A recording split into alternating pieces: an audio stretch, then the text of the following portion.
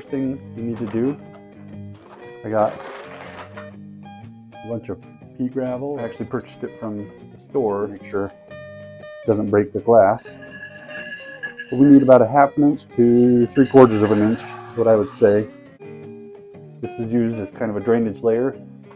This is window screen I found at a local big box store for just like $6 or $7 for a big roll, so I can use it for a long time in many different projects.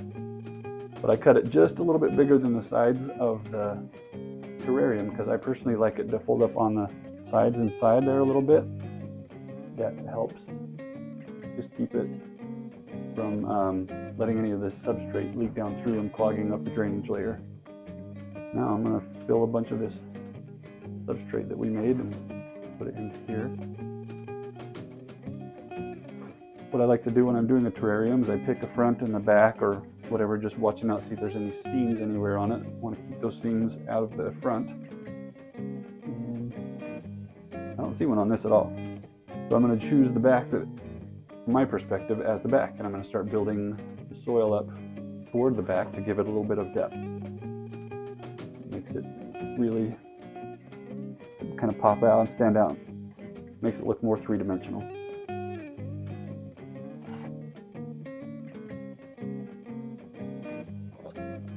I'm going to start with that. I'm going to mess around with some designs with the different rocks and sticks and stuff that I have to put in here.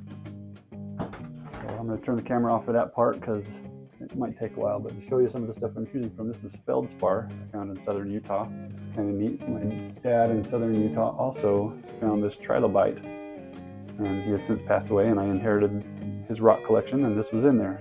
You can see right there by my thumb. Get closer, sorry. That fossil that's right there.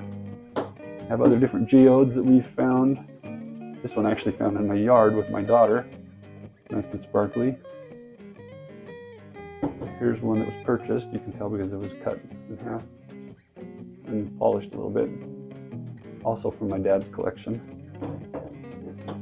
My yard. Shout out to my kids here that my son found this one. It's really kind of fun. Also from my yard. A unique rock. I have no idea why it would be textured like that, but it's kind of cool. Decided on something that I like. Turn it here to show you. To kind of showcase this trilobite a little bit. It's so cool. I could actually prop it up a little bit more than I had it. Yeah, I like that. So, that's the fun part, I think. Building the structure, and then my favorite part, I would say, is the planting, which I'm going to do now. I have a handful of plants that I took from one of my other terrariums that was getting overgrown. So one of the ones I'm excited about, I purchased this from that liquid dirt shop, and it's got some color on it. I have done so many terrariums that have no color on them at all. So I have these long pair of tweezers I'm going to use to kind of dig a little hole and a place for all these roots to go. I want this one to go right here near the bottom so it can grow up, and the canopy part can grow up and really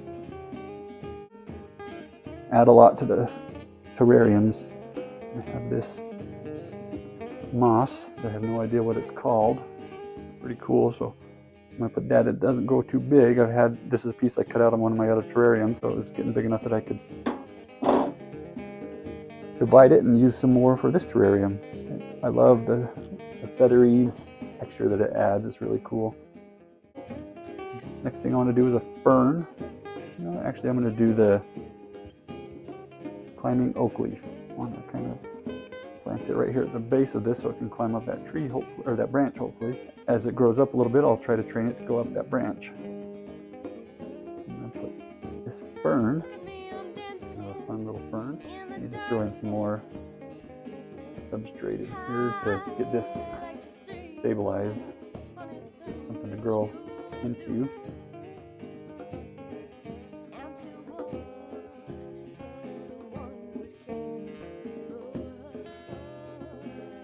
And some more fern moss.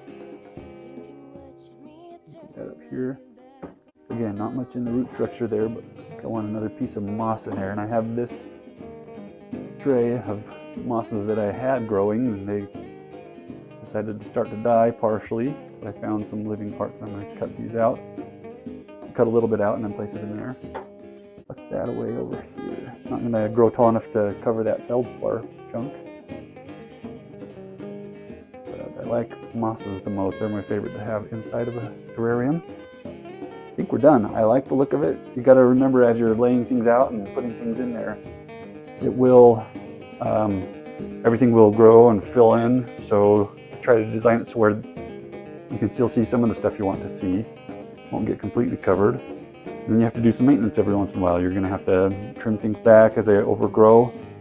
And there's a few other steps I need to do. Now that I've got everything in place, I like to give it a spray down. That's going to be the initial drink for all these plants.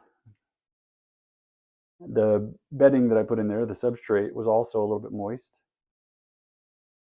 But you got to be real careful with terrariums. You do not want to overwater them at all. It'll just make things rot and die and nothing will live healthy.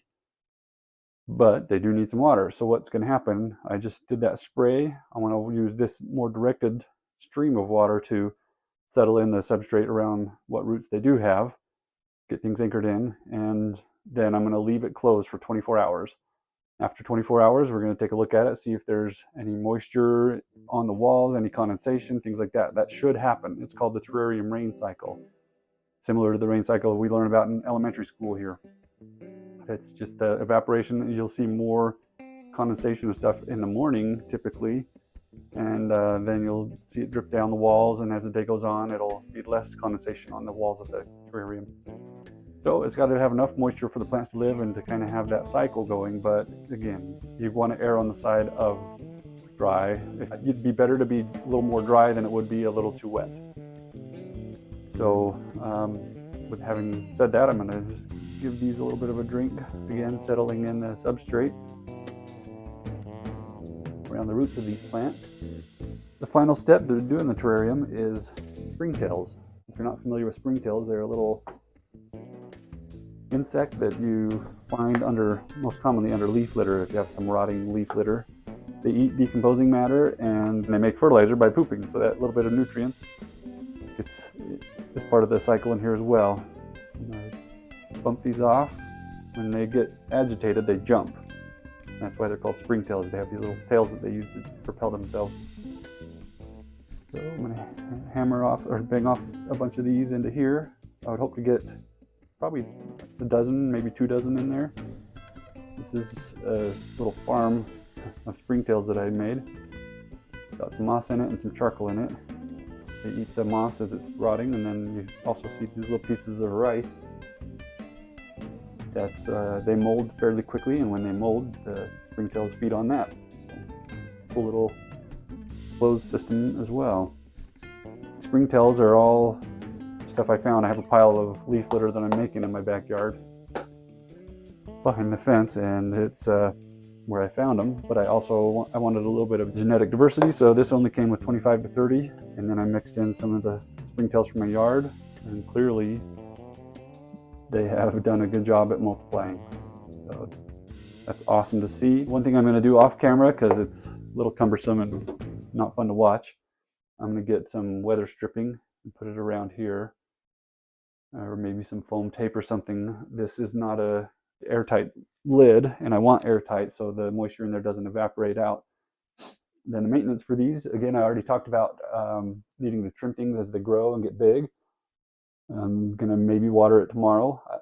I like to open them every week or so to get some fresh air in there, but you don't have to, because the different plants are providing the oxygen that the springtails need and the oxygen that the other bacteria and things in the terrarium need to make it healthy. So I'm gonna wipe down the sides occasionally, because you'll see condensation build up so much that you can't see what's in there, and what's the point if you can't see the beauty of it. Other than that, I will probably, once I get the water and the moisture inside there settled in, I'm going to probably not have to water it for close to a year. So it's a pretty cool system, a pretty fun thing to do. All right, so there's a few things I forgot to say. One is that to put the terrariums in direct sun would be a bad idea, because it would act like a mini greenhouse and you'd just cook things. What you need to do is put it in a bright window that doesn't get direct sun, or get a single plant grow light, kind of like that looks like a donut and they can be adjusted. And I put those in a board, a piece of wood or something to help stand up, and I hang it right over the terrarium so it lights directly down in there. My memory card on my other camera got full, so I wanted to show you something. This is the microterrarium. I don't know where it stopped recording. It didn't make a noise or anything, it just shut off. But this is the microterrarium that I was talking about. I'll have to see what video the other camera caught, if any. And so I did explain, you put the substrate a little bit more wet and you put it here and squish it down against the side. Put a little on the bottom so you have something to plant a plant into. And then I put a stick in there, a kind of a swirly, spirally stick. There's a finished terrarium, a finished micro terrarium right there. These are a little more difficult to manage as far as moisture.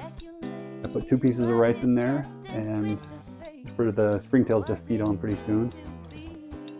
Here we have some finished product. This is the micro terrarium. These are the 3 most recent terrariums that I've done.